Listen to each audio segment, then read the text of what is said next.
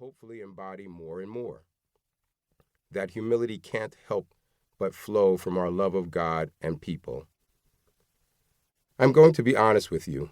It grates me to no end when people who are so obviously not humble wax eloquent on humility or are appointed as Christian leaders.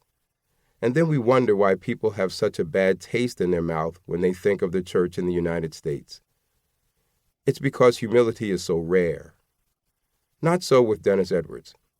It strikes me as quite ironic that such an extremely accomplished person, a musician, athlete, New Testament scholar, pastor, preacher with a BS in chemical engineering from Cornell, former high school teacher, and currently dean of North Park Seminary and vice president of church relations, who has sat on boards of organizations, is writing about humility.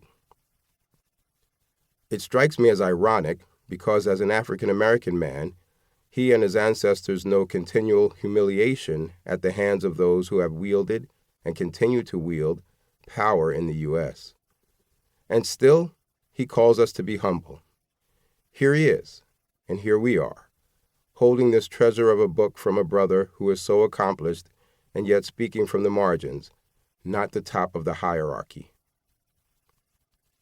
The way of Jesus is most often embodied and communicated by those on the margins, from those who depend on God alone for who they are.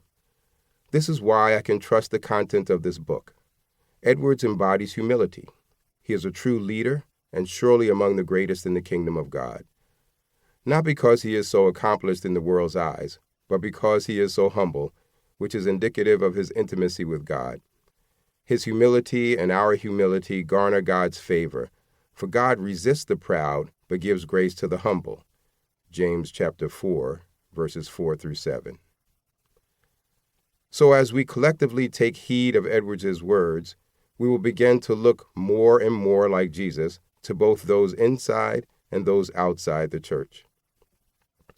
Dennis is an expert and reliable guide. I am honored to sit at his feet and learn. May we be countercultural, even in the church, as we grow in humility. Thank you, Reverend Dr. Edwards, for showing us the way. Acknowledgements. Shortly after moving to Illinois, I had the privilege of connecting with Jeff Crosby, former IVP publisher, whom I had met previously at a conference, and with former IVP academic editor Anna Mosley Gissing. Jeff and Anna each affirmed how my writing reflects both my academic and pastoral experiences. I'm grateful for associate publisher and academic editorial director John Boyd, who helped shepherd this book to publication. I earned my PhD in biblical studies at a time when there were relatively few African American biblical scholars in the country, but I did not move right away into a full-time academic position. I opted instead to teach as an adjunct instructor while remaining a pastor in Washington, D.C.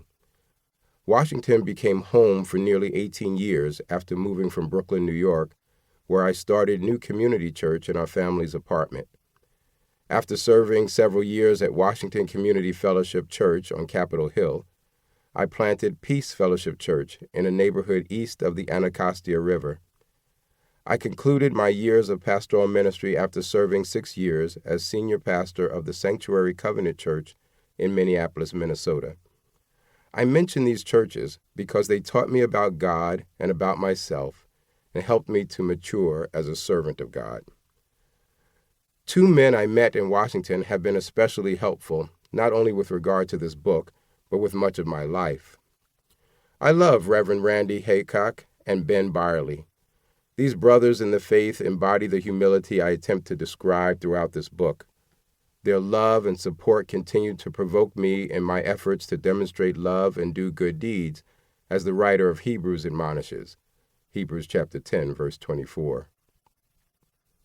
I acknowledge the North Park Theological Seminary community. My faculty and staff colleagues, along with the students, continually enrich my life through their faith, service, and love for God's people. Special acknowledgement goes to my predecessor, David Kirsten, to the current Dean of Faculty, Hannah Andre, and to New Testament Professor Max Lee.